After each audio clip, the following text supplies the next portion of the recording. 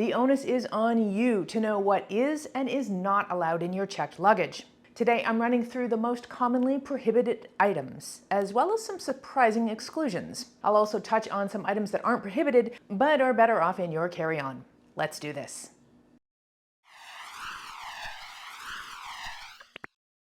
Two important notes to start off with. First, I want to clarify that the items and rules that I'm discussing today are about what can and can't go on the airplane, not what can or can't cross borders. Firearms, certain prescription drugs, and more might not be allowed in the country that you're traveling to, and it's your responsibility to know these rules, which you can find on that country's customs and immigration website. Second, although we are talking today about things not to pack in your checked luggage, carry-on warriors also need to take note. If the airline has to check your bag, which happens more frequently than many of us would like, then you may need to remove these items from your luggage before it goes into the hold.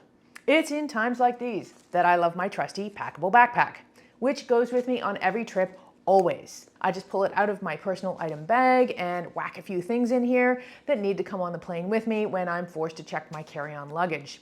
I'll leave a link in the description and the first comment to this bag, as well as some reviews and comparison resources that I created about packable backpacks in general. Yeah, I'm a fan. Now, the information I'm providing today is general and it can change. If you have any questions or doubts about what you can take on the plane in either your checked luggage or your carry-on bags, check the website of the airline that you're flying with. I checked a whole bunch of different international airline websites in researching for this episode, and they all have pages about baggage rules, including restricted items. If you can't find it in the main menus at the top, you might find a link to the airline's baggage rules at the bottom of the page. I actually thought that this video would be super easy to make, and it has taken me an inordinate amount of time to put together. For example, aerosols. I spent a massive amount of time researching whether or not aerosols are allowed on planes. Some sites say aerosols are fine, as long as the cap is on. Other sites say only toiletry-based aerosols like hairspray and deodorant are okay. The moral of the story is, check the website of the airline that you're about to fly with for the definitive answer. And don't assume that their rules are the same as everybody else's. When you check in online for your flight, you will be shown a page with a list of things that you can and can't bring in your checked luggage, carry-on luggage, and on the aircraft in general.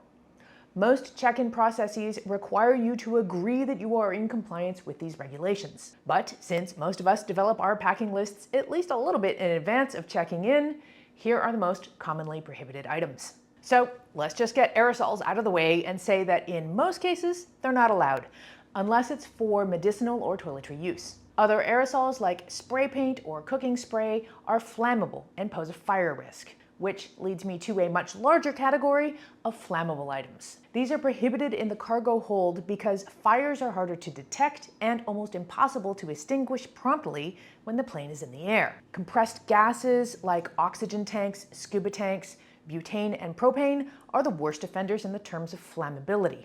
Matches and torch lighters are more flammable no-goes. You can, however, bring a small pack of safety matches or a small lighter, but only in your personal item or carry-on bag. Paint and paint thinners are also flammable and thus hazardous. That said, non-flammable artists' paints are usually allowed. Alcohol is also considered flammable, so there are restrictions on how much you can pack. Generally, anything with over 70% alcohol is forbidden, and even alcohol under 70% is limited by amount, usually something in the 5-liter department. Cleaning supplies can be corrosive or oxidizing, which, if they leak, could damage the aircraft's structure or other luggage in the cargo hold. These include bleach, chlorine, strong acids, paint stripper, and drain cleaner. Other chemicals are considered hazardous because they may react dangerously when exposed to changes in pressure, temperature, or when they come into contact with other substances. This could lead to the release of toxic gases or even explosions. These kinds of items include tear gas, radioactive, poisonous, toxic, and flammable substances. Along these lines, explosives are obviously a no-no. These include all types of fireworks, even sparklers, and even Christmas crackers, which contain a small amount of gunpowder, which is a fire risk. Also, realistic replicas of explosive devices are treated as threats and should be left at home. Firearms are actually allowed in your checked luggage, but only if they are unloaded and they're in a locked, hard-sided container and you declare them. But you can't bring any kind of firearm in your carry-on. There is a ton of fine print around lithium batteries and what can and can't go into checked luggage. I'll break it down here as much as possible with the caveat that every airline is different, so if you have items with batteries, make sure that they comply.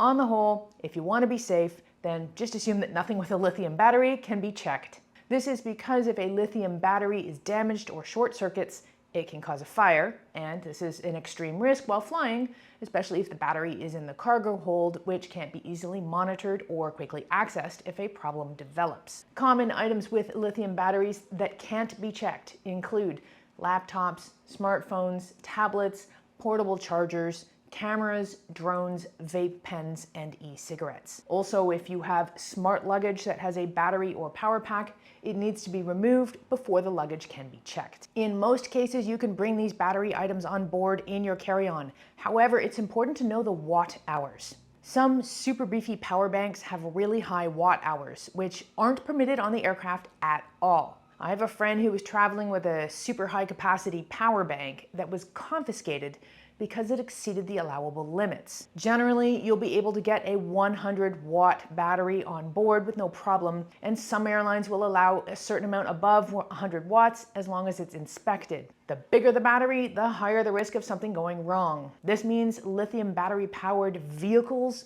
like hoverboards, electric scooters, electric skateboards, balance wheels, gyropods, and segways aren't allowed at all. Not on the hold and not in the cabin. One exception is medically necessary battery-powered mobility aids like wheelchairs, but they will require special handling. Check the airline's fine print to determine how to travel with these items if you need to, because you may need to bring additional paperwork to get it through.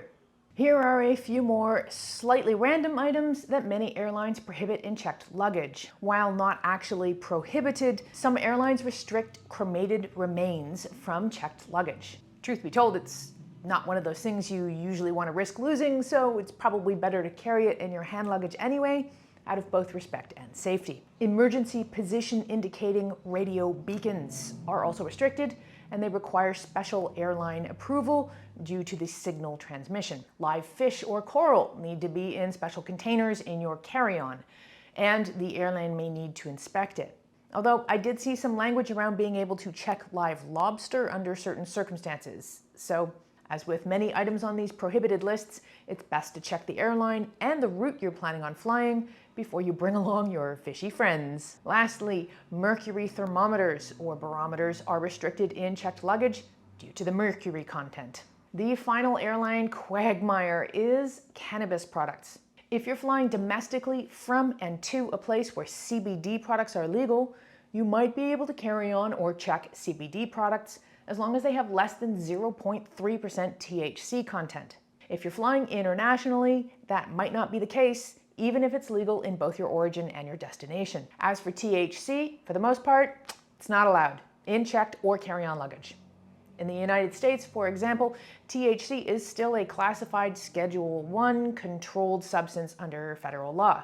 This means it's illegal to possess or transport THC on a federal level, including on flights regardless of state laws. Here are a few more items that aren't prohibited from being packed into your checked luggage, but they're way better off in your carry-on luggage instead. It's mostly common sense stuff. If it's valuable, fragile, or irreplaceable, then it's better off traveling with you the entire time, rather than leaving it to the unseen forces of checked luggage, which we all know can be damaged or lost. These items include prescription medications, along with the actual prescription documentation, passports and travel documents, video game systems and other electronics, even if they don't have lithium batteries, cameras and camera equipment, jewelry and similar valuable or sentimental items, special clothing like a wedding dress, and medical or personal items that are simply irreplaceable or difficult to replace. Now, there is a bit of an art to packing these things effectively for travel. So, for more information on how to pack these and other items into your carry-on luggage or your personal bag,